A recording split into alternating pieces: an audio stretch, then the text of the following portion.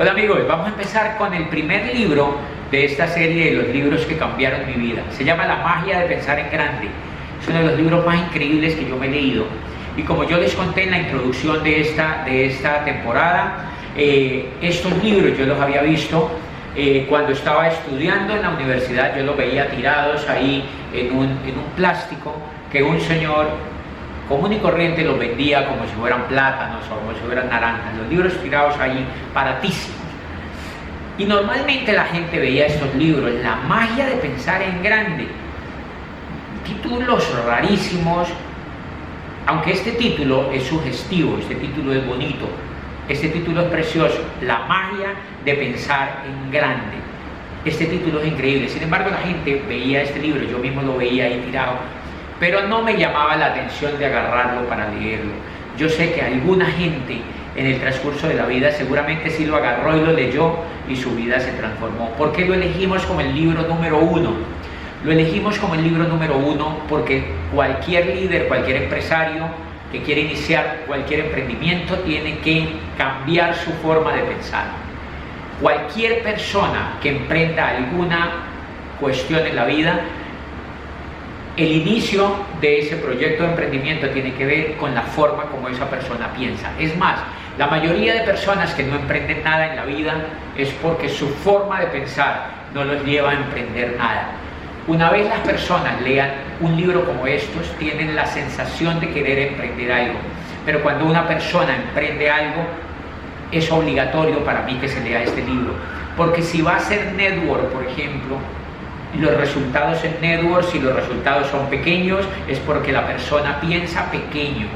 Si va a ser un negocio tradicional, el negocio va a ser pequeño si la persona piensa pequeño. Si ustedes salen ahí a la calle y ustedes ven negocios pequeños, quédense observando esos negocios y ustedes de una vez dense cuenta que el dueño piensa pequeño. Negocio pequeño, dueño que piensa pequeño. Negocio grande, dueño que piensa en grande.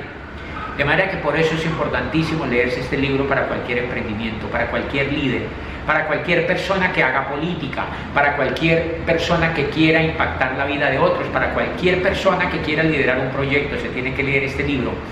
Y yo les quiero proponer que ustedes se den cuenta en cualquier reunión que ustedes tengan en su casa, reunión familiar, reunión de la empresa, reunión donde están sus jefes, reunión donde usted esté con otros compartiendo, y usted se va a dar cuenta que hay unas personas que piensan en grande y hay otras personas que piensan en pequeño.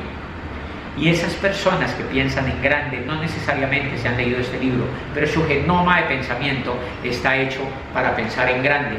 Y las personas que piensan en pequeño muchas veces triunfan porque son más en el mundo las personas que piensan en pequeño que las que piensan en grande. Les voy a contar algunas cosas importantes de por qué es tan fundamental leerse este libro para cualquier emprendedor. Es fundamental porque los países latinos en los que nosotros vivimos están plagados de gente que piensa en pequeño. Las personas que piensan en grande en nuestros países son muy poquitas. Y como la masa crítica de esas personas que piensan en grande es tan pequeña, pues no se ha logrado hacer transformaciones importantes, ni sociales, ni políticas, ni culturales, ni mucho menos económicas. Piensen en esto. Cuando usted va a un pueblito, a un pueblo de los nuestros, a un pueblito de los nuestros latinos, ustedes se van a dar cuenta que normalmente esos pueblitos, las casas son feas, son chiquitas, son pobres, son sucias, son sin cuidado. Allí adentro habita una persona que piensa en chiquito. Pueblito feo, gente que piensa en chiquito. Pueblito chiquito, gente que piensa en chiquito. La gente que piensa pequeño vive en cosas pequeñas. La gente que piensa en grande vive en cosas grandes. Hace poquitico yo me reunía en Cali, en la ciudad donde vivo, con unas personas que trabajaban en la alcaldía de la ciudad y me hablaban de que estaban trabajando reviviendo el turismo, que estaban empeñados en revivir el turismo y que estaban haciendo enconados esfuerzos con las agencias de turismo, con las agencias de viajes, con los entes de turismo territoriales para volver del valle un paraíso turístico. Y yo me acuerdo que me quedé hablando con ellos y les dije, miren, todo el problema del turismo es que el turismo está atado a la forma como pensamos. No se puede atraer, la mayoría de ciudades, la mayoría de pueblos del mundo trabajan sus líderes comunitarios, sus políticos y los empresarios trabajan por atraer turismo, porque el turismo es una gran industria llamativa para todo el mundo. Pero si ustedes se dan cuenta, el turismo del mundo es jalonado a los sitios donde los seres humanos que habitan esos sitios piensan en grande. El turismo siempre es jalonado, no al sitio que se le hace publicidad, sino donde hay ejemplos de pensamiento en grande. Y les voy a dar algunos tips sobre esto. El turismo mundial se mueve en los sitios donde hay pensamiento en grande. A París la gente va a ver el Museo del Louvre porque es grande, porque tiene las obras más importantes de la historia y del Renacimiento, y porque tiene uno de los museos más apoteósicos de escultura, de pintura, y porque tiene muchísimo que mostrar. Pero eso es solamente un pedacito de París. Pero si ustedes observan, cuando la gente va a París, no creo que le importe mucho ir al Museo del Louvre, ni ir a la isla donde está la iglesia de Notre Dame. Lo que creo que a la gente más le importa es ir a tomarse una foto en la Torre Eiffel, porque la Torre Eiffel fue lo que hizo más famosa a París. La París que hoy conocemos es famosa por la Torre Eiffel. O sea, Gustave Eiffel lo que hizo fue generar algo que rompía el pensamiento de los franceses, algo que rompía el pensamiento de los parisinos de la época. Gustave Eiffel construyó una gigante antena, que no es más que una antena de hierro, en la mitad de París, que se ve desde el horizonte, y que cuando vamos llegando en el avión lo único que avisoramos es la Torre Eiffel. Los novios del mundo van allí a tomarse fotos. Miles y millones de personas han ido a la Torre Eiffel a tomarse fotos. Pero cuando Gustave Eiffel la construyó, los parisinos y los franceses dijeron que era una defecio que dañaba a París y se fueron contra él. Gustave Eiffel perseveró en su idea hasta que la hizo aprobar del gobierno parisino, y finalmente la Torre Eiffel se construyó. Yo les pregunto, ¿qué sería París hoy sin la Torre Eiffel? Sería una ciudad vieja, una ciudad llena de casas vetustas y de calles empedradas como las muchas que hay en el mundo y las que sobran en Europa. Pero París es París porque tiene la Torre Eiffel. Yo quiero que ustedes se imaginen a París sin la Torre Eiffel. Eso es un acto de un pensamiento grande. No sé cuántos millones y millones de turistas han ido a París por ver la Torre Eiffel. Quiere decir que hacer turismo no es tan difícil, solamente se necesita la magia de pensar en grande, la magia de hacer lo que los demás no hacen, de romper el récord, de romper el huevo que los demás no son capaces de romper. Ya hace poquitico estuve en la ciudad de Sydney, que es la capital de Australia. ¿Saben qué me impactó? Que Sydney no tiene nada que mostrar. Un mar precioso como muchos mares del mundo, y edificios como Nueva York o como Dubái, o edificios como cualquier ciudad canadiense. Es una ciudad común y corriente, moderna, bonita, pero común y corriente. Una ciudad de todos tienen. Pero ¿saben qué me impactó? La ópera de Sydney. Pero ¿sabe qué más me impactó? Que millones y millones y millones de turistas han ido a la ciudad de Sydney a tomarse una foto en la ópera de Sydney. Porque es única, porque es irrepetible. Porque quien la construyó se imaginó un edificio que jamás se hubiera construido en ninguna parte del mundo. Unas pequeñas conchas sobrepuestas, emulando las conchas del mar. Y justo al lado del mar, en un mirador espectacular. Y abajo está el habitáculo de la ópera. Y allí han ido millones y millones de turistas de todo el mundo que van a Sydney a tomarse una foto en la ópera de Sydney. ¿Qué sería Sydney sin la ópera de Sydney? ¿Y saben por qué Sydney es famosa hoy en el mundo? Porque un ser maravilloso, un arquitecto europeo, fue capaz de venderle a la ciudad, a su alcalde, a un político soñador, que era necesario crear la ópera de Sydney.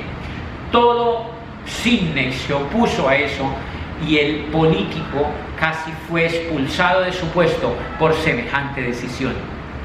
pero finalmente lo llevaron a cabo, se fueron en contra de todos los que no creían y la magia de pensar en grande triunfó. ¿Qué sería Sydney hoy? ¿Qué sería Sydney sin su ópera? La verdad, no habrían ganas de ir a un viaje que dura 24 o 30 horas de camino en avión para ir a ver una ciudad común y corriente. Eso me impacta. Fue el milagro de la magia de pensar en grande, de la magia de un ser humano de pensar en grande. Pero si seguimos así, vamos a encontrar muchísimas más cosas lindas en el mundo. Vámonos a Río de Janeiro, en Brasil, a la gran Río de Janeiro, en Brasil. ¿Qué es Río de Janeiro? Una ciudad tirada a la orilla del mar como tantas otras ciudades en el mundo. Linda, sí, pero una ciudad llena de favelas y de montañas llenas de pobres, con un poco de modernidad al lado del mar y su calle de Ipanema. Pero ¿saben qué hace de Río de Janeiro, que sea visitada por millones de turistas en el mundo? El Corcovado. El Corcovado, que abre sus brazos para que lo veamos desde los aviones, para que miles y miles de turistas suban todos los días a ver semejante escultura. Yo no sé si la más grande del mundo, pero una de las más grandes del mundo. Porque fueron capaces de hacer algo grande, algo que los turistas tuvieran ganas de ver. Señores, allí se hace efectiva la magia de pensar en grande. Y eso era lo que yo le decía a los asesores del alcalde de aquí de la ciudad de Cali. Estaban llamando a la gente, a todas las agencias, a los actores de turismo para que vinieran a Cali y para que promovieran Cali. Yo les pregunto, la primera pregunta que ustedes se tienen que hacer es: ¿y a qué viene la gente si no tienen nada que ver? Y les ponía el siguiente ejemplo. La única forma de que la gente venga a esta ciudad a ver algo es que tenemos que inventar una cosa que no exista en el mundo, o sea, algo que incluya la magia de pensar en grande. Y les daba el siguiente ejemplo. Nosotros tenemos unos cerros aquí cerquita, un cerro precioso donde hay 3 cruces, que se llama el Cerro de las 3 Cruces. Y hay contiguo otro cerro precioso lleno de naturaleza, en cuyo pico existe una escultura que se llama Cristo Rey. Pero ¿saben qué pasa en los 2 cerros? En el primero, las 3 cruces son así de grandes, son chiquititas. Y en el segundo, Cristo Rey es así de chiquitito. Se ve chiquitito. O sea que los que lo construyeron pensaban en chiquito. Jamás se imaginaron que pensar en grande era importante. Y por eso no hay turismo aquí, porque la gente no tiene nada que venir a ver. Y entonces yo le dije al asesor del alcalde: si ustedes consiguen un líder que sea capaz, en lugar de dedicarse a tapar huecos de la ciudad y en lugar de dedicarse a gastar el presupuesto en tonterías, que se gasten la gran mayoría del presupuesto o un pedacito de lo que se gasta en el presupuesto en otras cosas, en hacer una sola cosa: un Cristo que sea 3 veces más grande que el Corcovado de Río de Janeiro. Inmediatamente Cali pasaría a los Guinness Records. El libro de los Guinness Records registraría a Cali como el único sitio donde existe el Cristo más grande del mundo en un cerro. E inmediatamente italianos, alemanes, españoles, belgas y toda Europa y todo Estados Unidos y Canadá querían venir a Cali. Y no habría necesidad de promover más el turismo, porque los hoteles tenían que pellizcarse, las agencias de viajes tendrían que cuadrar, las aerolíneas tendrían que cambiar todos sus itinerarios, porque empiezan a decir: hay una ciudad que está jalonando demasiado turismo, no sabemos qué está pasando allá. Guinness Records la ha registrado como la ciudad que tiene el Cristo más grande del mundo, y hasta el Papa Francisco quisiera venir a ofrendar su misa en Cali, porque el Papa quiere darse ese champú de dar una misa donde está el Cristo más grande del mundo. Eso quiere decir que el turismo es fácil de hacer, pero se necesita haber leído la magia de pensar en grande, y los políticos que nos gobiernan no se la han leído. Como los políticos que nos gobiernan no se la han leído, entonces se gastan el presupuesto tapando huecos y entregándole bananos y vasos de leche a los pobres, pero no son capaces de construir algo que sea capaz de transformar el futuro, y el futuro se transforma con algo tan sencillo y con algo tan simbólico. Eso es un ejemplo de la magia de pensar en grande.